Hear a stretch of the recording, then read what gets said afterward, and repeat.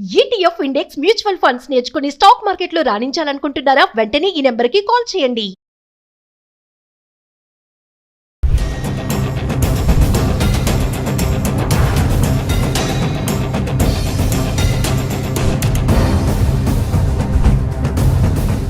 Hello viewers, welcome back to our channel. అమెరికాకు వెళ్ళే దొడ్డిదారినే donkey route అంటారంట.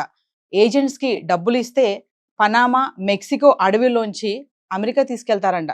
అసలు ఏంటి ఈ డాంకీ రూట్? మరి ఇదంతా ఈజీయేనా?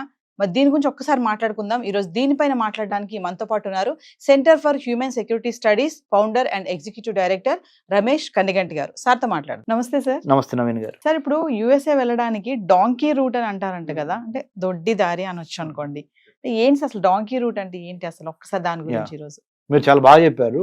దొడ్డిదారి అని కొలోకియల్ తెలుగు లాంగ్వేజ్ అంటారు. స్పష్టమైన తెలుగులో చెప్పాలంటే దొంగదారి. దొంగదారి, ఎత్తుకు పై ఎత్తేసి ఏదో విధంగా వెళ్ళిపోవాలి, తిమ్మిని బమ్మించేసి వెళ్ళిపోదాం అని మన తెలుగులో అంటాం మనము. ఇదేంటంటే అమెరికా వెళ్తానికి ఎట్లా ఈ దొడ్డిదారి లేదా దొంగదారి లేదా డాంకీస్ రూట్ అంటే ఏంటంటే B1 B2 వీసా అంటే టూరిస్ట్ వీసా కానీ విజిటర్ వీసా కానీ అంటారు. F1 స్టూడెంట్ వీసా అంటారు. H1B వర్క్ పర్మిట్, వర్క్ చేయడానికి అమెరికాలో ఉద్యోగం చేయడానికి వెళ్ళేది. H4 డిపెండెంట్ వీసా అంటారు.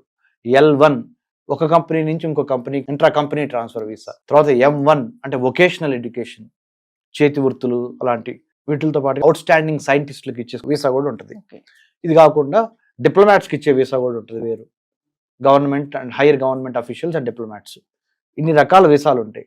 మన వాళ్ళు ఏం చేస్తారంటే స్టూడెంట్గా వీసా తీసుకుంటారు, F1, అమెరికా వెళ్తారు, అమెరికాలో అడ్మిషన్ తీసుకుంటారు, ఫీజు కడతారు. అమెరికాలోకి వెళ్ళిపోయిన తర్వాత వాళ్ళు వెళ్ళింది స్టూడెంట్గా చదువుకుందామని కాదు. కొంతమంది ఏదో ఒక విధంగా అమెరికాలో స్థిరపడటానికి.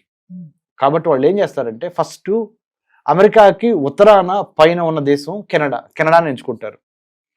కెనడాకి అమెరికాకి మధ్య సత్సంబంధాలు ఉన్నాయి కాబట్టి పెద్ద ప్రాబ్లమ్స్ రావు, పెద్ద లీగల్ కాంప్లికేషన్స్ ఉండవు. కాబట్టి they choose Canada. They get admission into Canadian university, they get visa, they go to Canada. After 3 months, 4 months, 6 months తర్వాత because of health reason or because of climate reason, because of something else, they tell I don't want to study in Canada, my health is not permitting or my whatever. They withdraw the admission. మరి మీరు అనొచ్చు admission డబ్బులు కట్టాం కదా, fee మరి మొత్తం ఎవరు కదా అంటే, కెనడా చాలా liberal country.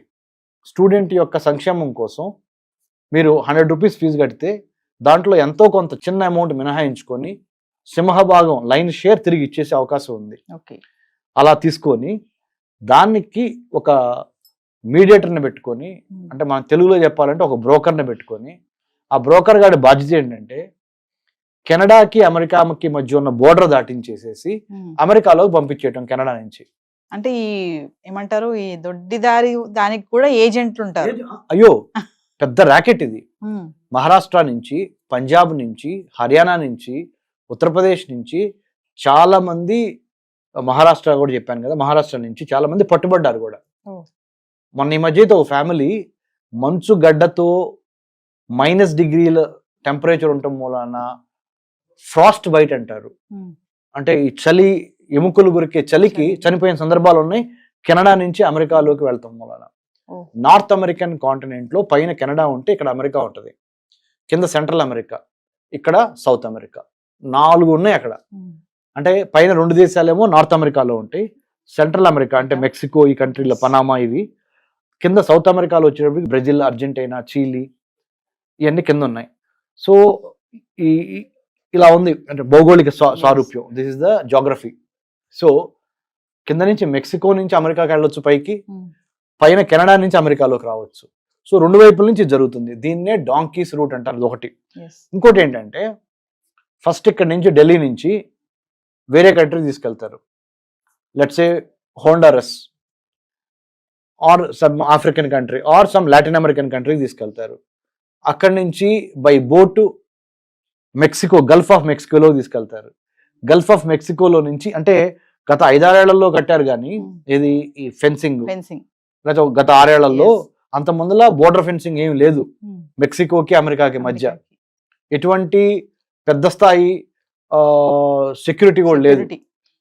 So drugs, narcotics అనండి, ఆర్మ్స్ అనండి, హ్యూమన్ ట్రాఫికింగ్ అనండి, ఇవన్నీ కింద మెక్సికో నుంచి పైకి అమెరికాలోకి వెళ్ళాయి. సో ఈ రూట్లని కూడా మనము డాంకీస్ రూట్ అంటారు. అంటే సార్ ఫారెస్ట్ లోంచి వెళ్తారని అంటారు, అంత ఈజీ కాదు కదా ఇది? ఈజీ కాదండి. నదులు, సముద్రాలు, పర్వతాలు, మానవ జీవితము 2 అంశాల మీద ఆధారపడి ఉంటుంది నవీన్ గారు. ఒకటి భయము, ఇంకొకటి ఆశ. You are fearful of something, that's why you do certain things or you don't do certain things. You are hopeful of something, that's why you do certain things to get that. So ఆ రెండింటి మధ్య జరిగే ఘర్షణ, భయానికి ఆశకి మధ్య జరిగే ఘర్షణని ఈ మధ్యలో ఉన్న మధ్యవర్తి అంటే ఈ ఏజెంట్స్ క్యాష్ చేసుకొని అట్నుంచి డబ్బులు తీసుకుంటారు, ఇటు నుంచి డబ్బులు తీసుకుంటారు. పోతే ప్రాణం పోయేది మీది నాది కదా, వాళ్ళే బావు కదా. వాళ్ళ డబ్బులు వాళ్ళ కమిషన్ వాళ్ళు తీసుకొని మీకు ఎందుకు అక్కడ ఉన్నారు, మీరు అక్కడ ఫ్లైట్ దిగంగానే మిమ్మల్ని రిసీవ్ చేసుకుంటారని చెప్తారు, లేదా పలానా చోటకి వెళ్ళండి అక్కడి నుంచి మా వాళ్ళు మిమ్మల్ని తీసుకెళ్తారని చెప్తారు. So what I'm trying to say is, ఇది గ్యారంటీగా ఒక ట్రాప్. ఈ ట్రాప్ లో పడకుండా ఉండాలి అంటే there is nothing like shortcut to success అండి. అంటే ఇప్పటికే కూడా ఉన్నారంటారా సార్ అలా వెళ్ళే వాళ్ళు? 100% ప్రతి దేశంలోనూ ఆపరేట్ అవుతున్నారు, ఇంక్లూడింగ్ ఇండియా. మీరు అనొచ్చు మరి ఉన్నారని అంటున్నారు కదండి, పోలీసులు ఏం చేస్తున్నారు, సిబిఐ ఏం చేస్తుంది, లేకపోతే ఇంకా మిగతా లా ఎన్ఫోర్స్మెంట్ ఆఫీసర్స్ ఏం చేస్తున్నారు ఇండియాలో? అమెరికాలో కూడా FBI, federal bureau of investigation, లేదా ఐస్ పేరు విన్నారా? ఐస్ అంటే మనం తినే ఐస్ కాదు, ఐస్ అంటే ICE, immigration customs enforcement agency అని ఉందండి. ఐస్ అని, ఐస్ చల్లగా ఉండాలి కదా, కానీ ఇప్పుడు ఐస్ బాగా వేడిగా ఉంది. ఎందుకంటే వాళ్ళు 24/7 పనిచేస్తా అందరిని ఏరిపారేస్తున్నారు. మరి ఇంత కష్టపడి వెళ్తున్నారు కదా సార్, మరి షార్ట్ కట్ లో ఏజెంట్ డబ్బులు కట్టుకొని, మరి ఇప్పుడు ట్రంప్ వాళ్ళందరినీ వెనక్కి పంపించేస్తున్నాడు, మరి ఏంటి వాళ్ళ పరిస్థితి?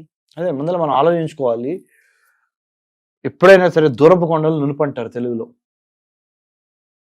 అంటే ఎక్కడో దూరంగా ఉన్న వాటిని చూసి అట్రాక్ట్ అయిపోయి వెళ్ళిపోయే కన్నా మనము మన మాతృభూమిలో ఏ విధంగా డెవలప్ అవ్వచ్చు అనే అంశాల మీద కూడా we have to think, introspect, analyse and then only take a decision. అంటే వీటన్నిటి వెనకాల కూడా డాలర్ డ్రీమ్సే అంటారా, ఇలా డాంకీ రూట్ లో వెళ్ళడం అనేది? అదేనండి నేను చెప్తున్నా కదా, ఆశ, తెగింపు, డెస్పరేషన్, ఇన్స్టెంట్ గ్రాటిఫికేషన్. రాత్రికి రాత్రే రిచ్ అయిపోవాలి, రాత్రికి రాత్రే నేను కోట్లు సంపాదించాలి, రాత్రికి రాత్రే నేను పెద్ద స్టార్ని అయిపోవాలి అనుకుంటే మరి ఎంతమంది కష్టపడితే ఒక స్థాయికి వస్తారు లైఫ్లో.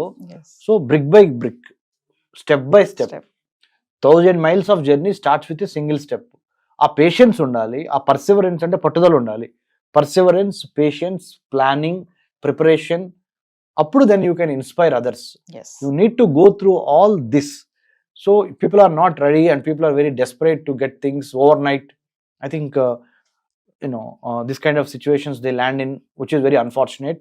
I'm sure given the American backdrop of right now whatever happening, మీరు నేను 7th of February 2025 హైదరాబాద్ లో సుమన్ టీవీలో కూర్చొని మాట్లాడుకుంటున్న ఈ సందర్భంగా అక్కడ American president Donald Trump, 47th president of the United states of America, భారత ప్రధాని the honourable prime minister Narendra Modi గారు రేపు February 13th, 14th అమెరికాలో కలవబోతున్నారు. సో తప్పనిసరిగా నరేంద్ర మోడీ గారు, honourable prime minister of India, will definitely flag all these outstanding issues, and some are very recent disturbances about illegal immigrants deportation to India, and students issues, part-time job issues, and H1B visa issues. These things also will come into discussion, dialogue between these two leaders. Let's hope in the coming 100 days some things be changing for the good. Thank you. Thank you very much, Navina garu.